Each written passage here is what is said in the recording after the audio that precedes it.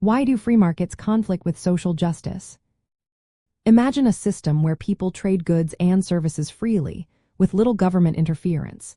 That's what free markets are all about.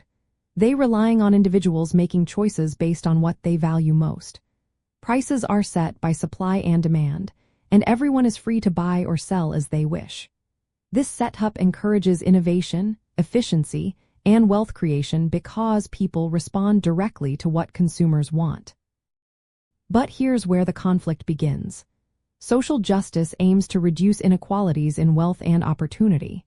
It wants everyone to have fair access to resources and a level playing field.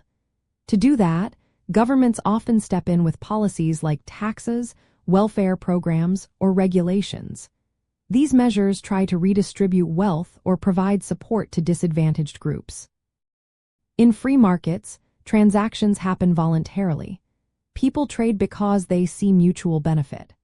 Social justice, however, sometimes requires taking resources from some to give to others. This can interfere with the freedom to use property or income as one chooses. For example, higher taxes on the wealthy to fund social programs can be seen as limiting individual rights.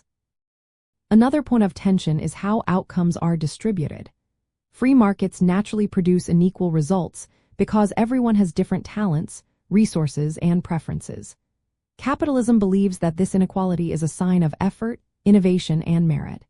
It encourages people to work hard and take risks.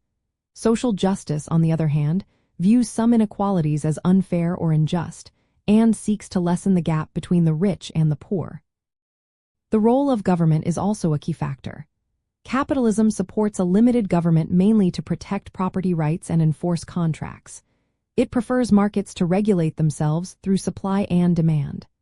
Social justice advocates want the government to actively intervene to fix market failures, provide public goods, and ensure fairness. This can be seen as market interference, which some argue hampers economic growth. Finally, free markets emphasize individual rights, including the freedom to own property and make economic choices. Social justice often focuses on collective well-being, which might mean restricting some individual freedoms to achieve broader social goals. In essence, the core difference is that free markets prioritize economic freedom and voluntary exchange, while social justice emphasizes equality and fairness. These goals often pull in opposite directions. Capitalism believes that free markets, despite their inequalities, are the best way to grow the economy and help everyone in the long run. Meanwhile, social justice seeks to correct what it sees as unfairness, even if that means more government control or redistribution. So, the conflict comes down to what each system values most: freedom and efficiency or fairness and equality. Both have their strengths, but they often clash because they aim for different outcomes in how society should be organized.